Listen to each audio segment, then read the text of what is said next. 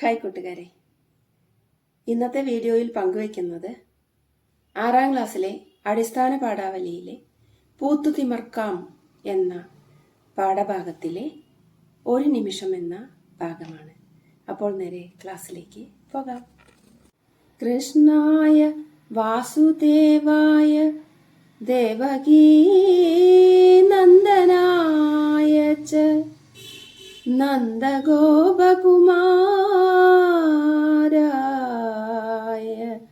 ഗോവിന്ദായ നമോ നമഃ. നിറമെഴുന്നൊരു പീലി തിരുമൂടി തൊഴുന്നേൻ, വിരവോടെ വിലസുന്ന കുറുനീര തൊഴുന്നേൻ, തിലകത്താലഴകേറും തിരുനെറ്റി തൊഴുന്നേൻ, സ്മരചാപമടി കൂപ്പും പുരികം കൈ തൊഴുന്നേൻ. ഹരേ രാമ രാമ രാമ ഹരേ ഹരേ, ഹരേ കൃഷ്ണ കൃഷ്ണ കൃഷ്ണ ഹരേ ഹരേ. സോപാന സംഗീതത്തിലെ ഏതാനും വരികളാണ് ഞാനിവിടെ ആലപിച്ചത്. സോപാന സംഗീതം വിഷയമായി വരുന്ന ഒരു പാഠഭാഗമാണ് നിങ്ങൾക്ക് പഠിക്കാനുള്ളത്. ക്ഷേത്രത്തിന്റെ സോപാനം എന്ന് വെച്ചാൽ പടികൾ. പടിക്കൽ നിന്ന് കൊട്ടിപ്പാടുന്നതാണ് സോപാന സംഗീതം.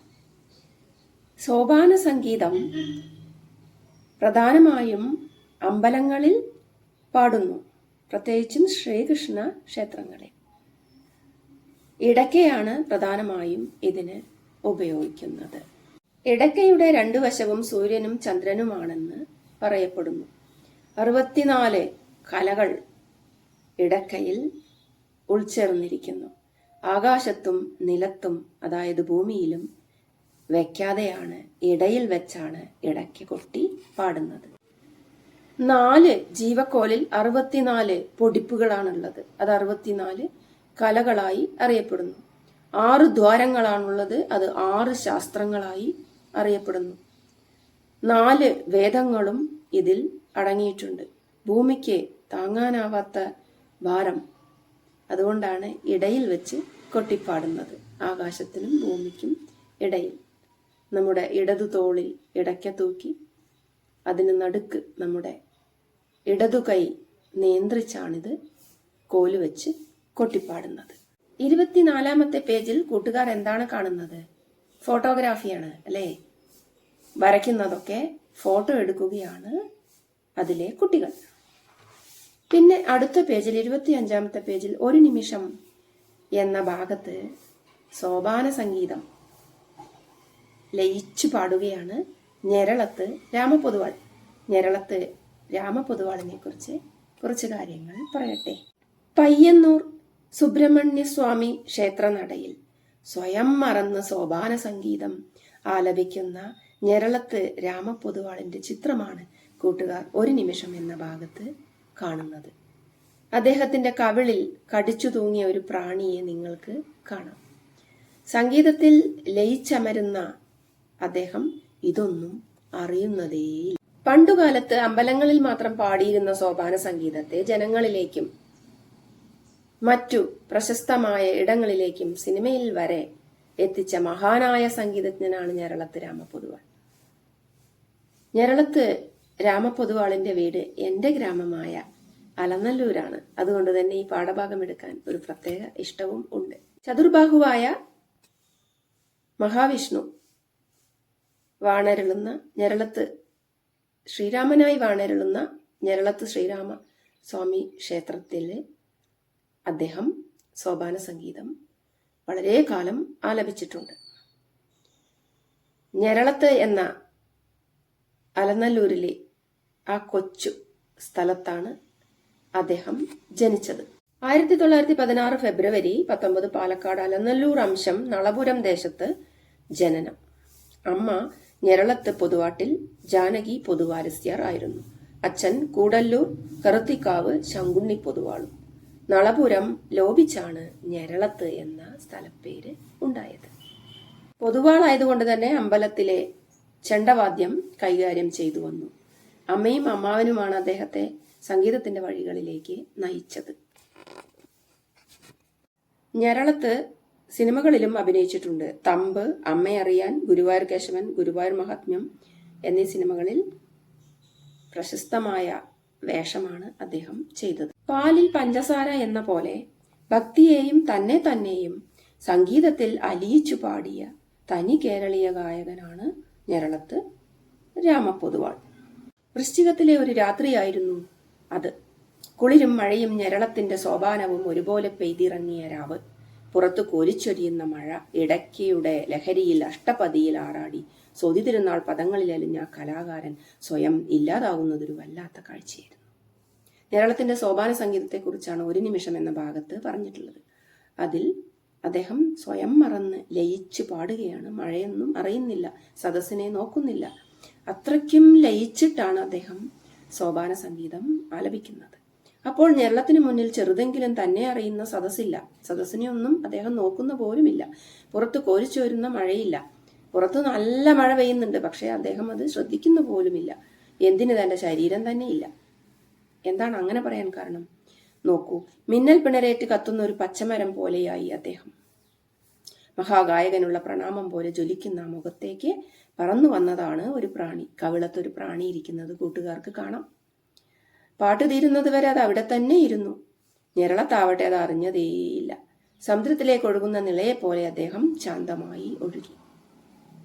ഈ ഫോട്ടോ പകർത്തിയത് ഫോട്ടോഗ്രാഫറായ മധുരാജാണ്. സ്വാതി തിരുനാളിന്റെ പദങ്ങളാണ് അദ്ദേഹം ആലപിക്കുന്നത്. അതിൽ അഷ്ടപതിയിൽ ആറാടി എന്ന് പറഞ്ഞാൽ, അഷ്ടപതി എന്ന് വെച്ചാൽ ഗീതാഗോവിന്ദം. ഒരു സംസ്കൃത കാവ്യമാണ് ഗീതാഗോവിന്ദം. ശ്രീകൃഷ്ണനും ഗോപികമാരും തമ്മിലുള്ള കഥ പറയുന്ന സംസ്കൃത കാവ്യം. 8 ഖണ്ഡങ്ങൾ വീതം ഉള്ളതുകൊണ്ടാണ് അതിനെ അഷ്ടപതി എന്ന് പറയുന്നത്. 24 ഗീതങ്ങൾ അടങ്ങിയ അഷ്ടപതിയാണ് അവിടെ അദ്ദേഹം ആലപിച്ചത്. ആ സമയത്താണ് ഈ പ്രാണി വന്ന് കവിളത്തിരിക്കുന്നത്. മഴയെ അറിയുന്നില്ല, മറ്റൊന്നും അദ്ദേഹം അറിയുന്നില്ല.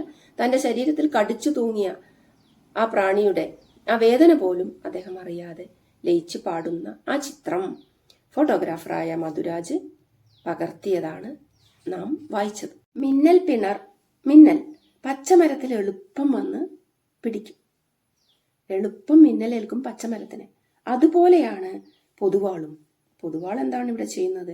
മിന്നൽ പിണരേറ്റ്, സംഗീതമാകുന്ന മിന്നൽ പിണരേറ്റ് കത്തിജ്വലിക്കുകയാണ് ശ്രീ രാമപൊതുവാൾ. 3 പതിറ്റാണ്ടായി ഫോട്ടോ ജേർണലിസ്റ്റായ മധുരാജ്, അദ്ദേഹം 2 പ്രശസ്തമായ ഫോട്ടോകൾ പകർത്തിയിട്ടുണ്ട്.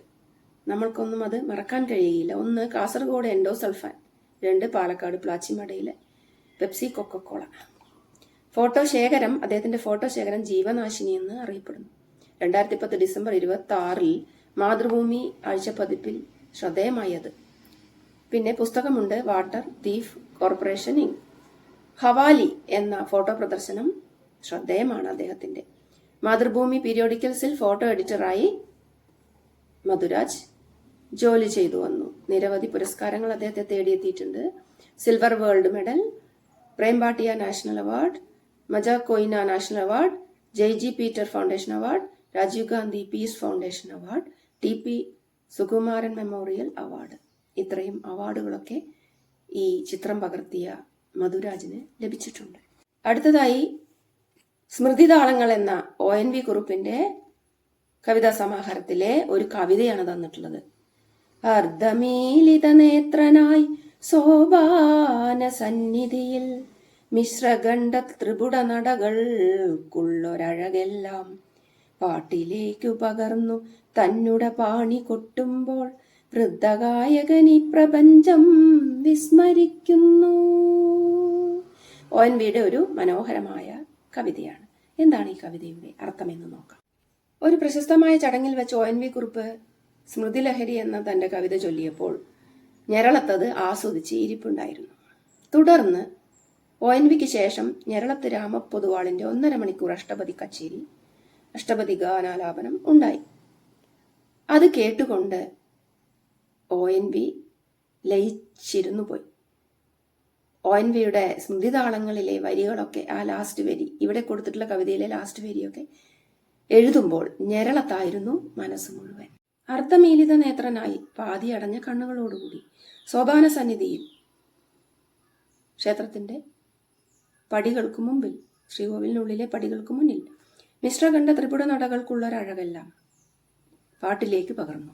മിശ്രതാളം, ഖണ്ഡതാളം, ത്രിപുടതാളം സംഗീതത്തിൽ പഠിക്കാനുള്ളതാണ്. വാദ്യങ്ങളിലും അത് ഉപയോഗിച്ചു വരുന്നു. ഇതിൻ്റെയൊക്കെ അഴകെല്ലാം പാട്ടിലേക്ക് ONV പകർന്നത് തന്നുടെ പാണി കൊട്ടുമ്പോൾ എന്ന് പറഞ്ഞാൽ, തന്നുടെ പണി എന്താണ്? കവിത എഴുതുകയാണ്. പാണി എന്ന് പറഞ്ഞാൽ കൈകളാണ്. പാണി കൊട്ടുക, കൈകൊണ്ട് കൊട്ടുക എന്ന് പറഞ്ഞാൽ അവിടെ കവിത എഴുതുക. അദ്ദേഹം കവിത എഴുതുമ്പോൾ ആരാണ് അദ്ദേഹത്തിന്റെ മുന്നിലെ? വൃദ്ധഗായകൻ ഈ പ്രപഞ്ചം വിസ്മരിക്കുന്നു. അതായത് ഇത് ചെയ്യുന്നത് രണ്ടുപേരാണ്. ഒന്ന് ONV, രണ്ട് രാമപൊതുവാൾ. അദ്ദേഹം പാണി കൊട്ടുകയാണ് തൻ്റെ സോപാന സംഗീതത്തെ മുൻനിർത്തിക്കൊണ്ട്. അപ്പോൾ ഈ പ്രപഞ്ചം വിസ്മരിച്ചുകൊണ്ടാണ് ആ പാണി കൈകൊണ്ട് സോപാന സംഗീതം ഇടയ്ക്കയിൽ കൊട്ടിപ്പാടുന്നത്. അതുപോലെ ഈ വൃദ്ധനായകനെ, അതായത് രാമപൊതുവാളിനെ മനസ്സിൽ ഇരുത്തിക്കൊണ്ടാണ് ഈ എല്ലാ താളങ്ങളോടുകൂടിയും കവി അവിടെ കവിതയായി രചിച്ചിട്ടിരിക്കുന്ന ഈ വരികൾ. അതായത് സ്മൃതിതാളങ്ങൾ എഴുതുമ്പോൾ അദ്ദേഹം ഞെരളത്തിനെ മനസ്സിൽ വെച്ചുകൊണ്ടാണ് ആ കവിത എഴുതിയത് എന്ന് അർത്ഥം. തുടർന്ന് കൂട്ടുകാർക്ക് ഇവിടെ ഒരു 3 ചോദ്യങ്ങളുണ്ട്. ഈ ഫോട്ടോയിൽ കാണുന്ന കലാകാരൻ ആരാണ്? ശ്രീ ഞെരളത്ത് രാമ പൊതുവാൾ. ഈ ഫോട്ടോയിലെ കാഴ്ചയും കവിതാഭാഗത്തിലെ അവസാന വരിയും താരതമ്യം ചെയ്ത് പറയാനാണ് പറഞ്ഞിട്ടുള്ളത്. ഈ ഫോട്ടോയിലെ കാഴ്ച എന്താണ്? പാതി അടഞ്ഞ മിഴികളോടുകൂടി പ്രാണി വന്നതുപോലും തന്നെ കടിച്ചതുപോലും അറിയാതെ സോപാന സംഗീതത്തിൽ മുഴുകിപ്പാടുന്ന ഞെരളത്ത് രാമ പൊതുവാളിനെ മധുരാജ് പകർത്തിയ ചിത്രം. കവിതാഭാഗത്തിലെ അവസാന വരി എന്താണ്? വൃദ്ധഗായകൻ ഈ പ്രപഞ്ചം വിസ്മരിക്കുന്നു. ശരിയല്ലേ? വൃദ്ധഗായകൻ എന്ന് ഉദ്ദേശിക്കുന്നത് ഞെരളത്തിനെയാണ്. അദ്ദേഹം ഈ പ്രപഞ്ചത്തെ, ഈ ലോകത്തെ തന്നെ ആ സംഗീതം പാടിക്കൊണ്ട് വിസ്മരിക്കുന്നു, മറന്നു പാടുന്നു എന്നാണ് അർത്ഥമാക്കുന്നത്. കവിതയിൽ മറ്റെന്തെല്ലാം കാര്യങ്ങൾ പറയുന്നുണ്ട്, അതിപ്പോൾ ഞാൻ വിശദീകരിച്ചുവല്ലോ. പേജ് നമ്പർ 26 എടുക്കാം. പ്രകാശം കൊണ്ടുള്ള വരയാണ് ഫോട്ടോഗ്രാഫി. അത് നമുക്ക് ചുറ്റുമുള്ള ലോകത്തെയും നമ്മളെ തന്നെയും പകർത്തിവെക്കൽ മാത്രമല്ല, മനുഷ്യരുടെയും പ്രകൃതിയുടെയും വികാരങ്ങളും ഭാവങ്ങളും അപ്പപ്പോൾ പകർത്തിയെടുത്ത് സ്ഥിരമായി സൂക്ഷിക്കാനും ചരിത്രത്തിലെ പ്രധാന സന്ദർഭങ്ങൾ വരുംകാലത്തേക്കായി രേഖപ്പെടുത്താനും ഫോട്ടോഗ്രാഫിക്ക് സാധിക്കും. അപ്പോൾ പണ്ട് കാലത്ത് നടന്ന കാര്യങ്ങളൊക്കെ പുതിയ തലമുറയ്ക്ക് അറിയാൻ ഫോട്ടോഗ്രാഫി ഉപകരിക്കുമെന്നർത്ഥം. പ്രധാന സന്ദർഭങ്ങളും അതിൻ്റെ സംഭവിച്ച കാര്യങ്ങളും എല്ലാം ഫോട്ടോയിലൂടെ നമുക്ക് വായിച്ചെടുക്കാൻ കഴിയും. ഭൂതകാലത്തെയും വർത്തമാനകാലത്തെയും കൂട്ടിയിണക്കുന്ന ഒരു കണ്ണിയാണ് ഫോട്ടോ. ഇന്നലെ നടന്നത് എന്ത് എന്ന് നമ്മൾ അറിയുന്നത് അപ്പോഴത്തെ ഒരു ഫോട്ടോ കാണുമ്പോൾ ആയിരിക്കും. പലപ്പോഴും നമ്മൾ കാണാത്തതും ശ്രദ്ധിക്കാത്തതുമായ കാഴ്ചകളും സംഭവങ്ങളും ക്യാമറയുടെ കണ്ണുകൾ പിടിച്ചെടുക്കാറുണ്ട്. നമ്മൾ കാണാത്തതൊക്കെ ചിലപ്പോൾ ക്യാമറയിൽ പതിയാറില്ലേ? അങ്ങനെ എന്നെന്നും ഓർമ്മയിൽ സൂക്ഷിക്കാവുന്ന ഒരു ഫോട്ടോയാണ് മുൻപേജിൽ പരിചയപ്പെട്ടത്, ഞെരളത്തിന്റെ ആ ഒരു ചിത്രം. ഇതുപോലെയുള്ള ചില ഫോട്ടോകളും അവ പകർത്തിയ ഫോട്ടോഗ്രാഫർമാരെയും പരിചയപ്പെടാം. അപ്പൊ കൂട്ടുകാർ 4 ഗ്രൂപ്പുകളായി 4 ഫോട്ടോയിനെ കുറിച്ചും ചർച്ച ചെയ്ത് നിങ്ങളുടെ നോട്ട് ബുക്കിൽ എഴുതി വെക്കണമെന്നാണ്. നോക്കൂ, ഒന്നാമത്തെ ചിത്രം കാള പൂട്ട് മത്സരമാണ്. ഇന്ന് കാണാത്ത ഒരു ചിത്രമാണല്ലേ അത്. അപ്പൊ അതിൽ നിന്നും എങ്ങനെയാണ് അത് എന്നുള്ള കാര്യങ്ങളൊക്കെ നമ്മൾ അന്വേഷിക്കും, എന്നിട്ടത് കണ്ടുപിടിക്കും. ചേറ് കലങ്ങിയ ആ പാടത്ത് പോത്തുകളെ വെച്ചുകൊണ്ട് പൂട്ടുകയാണ്. പോത്ത് പൂട്ടൽ മത്സരവും നടക്കാറുണ്ട്. ഇവിടെ ഞാറു നടാൻ വേണ്ടി വയൽ ഉഴുതുമറിക്കുകയാണ് പോത്തുകൾ, അല്ലേ? പിന്നെ രണ്ടാമത്തെ ചിത്രം എന്താണ്? ഒരു പ്രകൃതി ദുരന്തമാണ് അവിടെ, അല്ലേ? മണ്ണെല്ലാം ഇളകി വന്നിരിക്കുകയാണ്. അതിൽ 2 പേർ ഇങ്ങനെ നടന്ന് പോവുകയാണ്. പച്ചപ്പൊന്നും അവിടെ ഇല്ല. കൂട്ടുകാരത് വിശദമായി തന്നെ എഴുതുക നോട്ട് ബുക്കിൽ. പിന്നെ മൂന്നാമത്തെ ചിത്രം നോക്കൂ. ഒരു പെൺകുട്ടി തൻ്റെ അനുജന് ഭക്ഷണം വാരിക്കൊടുക്കുകയാണ്. ഒരു പട്ടപ്പുരയിലാണ് ഇരുന്നിട്ട് വാരിക്കൊടുക്കുന്നത്. അതൊക്കെ എന്താണ് കാണിക്കുന്നത്? അന്നത്തെ കാലത്തെ ജീവിത രീതിയാണ്, അല്ലേ? ഇന്നത്തെ ജീവിത രീതി അല്ല അന്ന്, പണ്ട് കാലത്ത്. ആ സ്നേഹവും, അന്ന് മൊബൈൽ ഫോണൊന്നും ഇല്ല, നല്ല ബന്ധങ്ങളാണ് മനുഷ്യർ തമ്മിൽ. ഇന്നും ഇല്ല എന്നല്ല, പക്ഷെ അന്നത്തെ കാലത്തെ ബന്ധങ്ങൾക്ക് വേറൊരു ചന്തമാണ്. അല്ലേ? പിന്നെ 4-മത്തെ ചിത്രം നോക്കൂ. അരി ഇടിക്കുകയാണ് ഒരു ഉമ്മ. ഒരാളത് തരിച്ചുകൊണ്ടിരിക്കുകയാണ്. മനോഹരമായ ചിത്രം. ഈ 4 ചിത്രങ്ങളും പകർത്തിയത് വിക്ടർ ജോർജ് എന്ന ഫോട്ടോഗ്രാഫറാണ്. വിക്ടർ ജോർജ് പകർത്തിയ 2 ചിത്രങ്ങളിൽ 2-മത്തെ ചിത്രം ഒരു പ്രകൃതി ദുരന്തമാണ്. മണ്ണിടിഞ്ഞ് വന്നിരിക്കുന്നു, 2 പേർ അതിന്റെ മുകളിൽ കൂടെ നടന്നു പോകുന്നു, എങ്ങും പച്ചപ്പില്ല. 3ഉം 4ഉം ചിത്രം പകർത്തിയിട്ടുള്ളത് ഫോട്ടോഗ്രാഫറായ റസാഖ് കോട്ടക്കലാണ്. ഒരു ചേച്ചി അനിയന് ഭക്ഷണം വാരി കൊടുക്കുന്നതും ഒരു ഉമ്മ അരിയിടിക്കുന്നതുമായ ചിത്രങ്ങൾ. ഇതെല്ലാം ഭൂതകാലത്തിന്റെ ഓർമ്മകളായി ഭൂമിയിൽ എന്നും അവശേഷിക്കും. ഫോട്ടോഗ്രാഫിയുടെ ശക്തിയാണ് അവിടെ നമുക്ക് കാണാൻ സാധിക്കുന്നത്. ഇനി ആ ചോദ്യങ്ങൾ നോക്കൂ. ഈ ഫോട്ടോകൾ നിങ്ങളോട് എന്തെല്ലാം പറയുന്നുണ്ട്? ചെറിയ കുറിപ്പുകൾ തയ്യാറാക്കൂ. അപ്പം നിങ്ങളുടേതായ അഭിപ്രായങ്ങൾ നോട്ട് ബുക്കിൽ രേഖപ്പെടുത്തുക. ഓരോ ചിത്രത്തെക്കുറിച്ചും. പത്രങ്ങളിൽ നിന്നും മാസികകളിൽ നിന്നും ഇതുപോലുള്ള ഫോട്ടോകൾ ശേഖരിക്കുക കൂട്ടുകാർ. അവയുടെ പ്രത്യേകതകൾ ക്ലാസ്സിൽ കൂട്ടുകാരുമായി ചർച്ച ചെയ്യാനും മറക്കണ്ട. മൊബൈൽ ഫോൺ ഉപയോഗിച്ച് നിങ്ങൾക്ക് ഇഷ്ടമുള്ള കാഴ്ചകൾ പകർത്തണം. മികച്ച ഫോട്ടോകൾ ഒരു കുറിപ്പോടെ പ്രദർശിപ്പിക്കുകയും ക്ലാസ് ഗ്രൂപ്പുകളിൽ പങ്കുവെക്കുകയും വേണം. ആദ്യം കാണുന്ന 2 ചിത്രം പകർത്തിയ ഫോട്ടോഗ്രാഫറായ വിക്ടർ ജോർജ് ഇടുക്കിയിലെ വെള്ളിയാനി മലയിൽ ഉരുൾപൊട്ടൽ നടക്കുമ്പോൾ ചിത്രം പകർത്തുന്നതിനിടെ ദുരന്തത്തിൽപ്പെട്ട് അദ്ദേഹം ഇല്ലാതായി. സങ്കടകരമായ ഒരു വാർത്തയായിരുന്നു വന്നത്. അദ്ദേഹത്തിന് വാഷിംഗ്ടണിലെ ജേർണലിസ്റ്റ് വാളില് ചുമരില് അദ്ദേഹത്തിന് ഒരു ഇടം നൽകി വാഷിംഗ്ടൺ ഗവൺമെന്റ് അദ്ദേഹത്തെ ആദരിക്കുകയുണ്ടായി. മലയാള മനോരമ പത്രത്തിന്റെ ചീഫ് ഫോട്ടോഗ്രാഫർ ആയിരുന്നു വിക്ടർ ജോർജ്. ഇന്നത്തെ ക്ലാസ്സിൽ ഇത്രയുമാണ് എടുക്കുന്നത്. അടുത്ത ക്ലാസ്സിൽ അന്നും ഇന്നും വരയും വരിയുമായി വരുന്നതാണ്. ക്ലാസ്സുകൾ ഇഷ്ടപ്പെടുന്നുണ്ടെങ്കിൽ ചാനൽ ലൈക്ക് ചെയ്യൂ, ഷെയർ ചെയ്യൂ, കമന്റ് ചെയ്യൂ, സബ്സ്ക്രൈബും ചെയ്യണേ.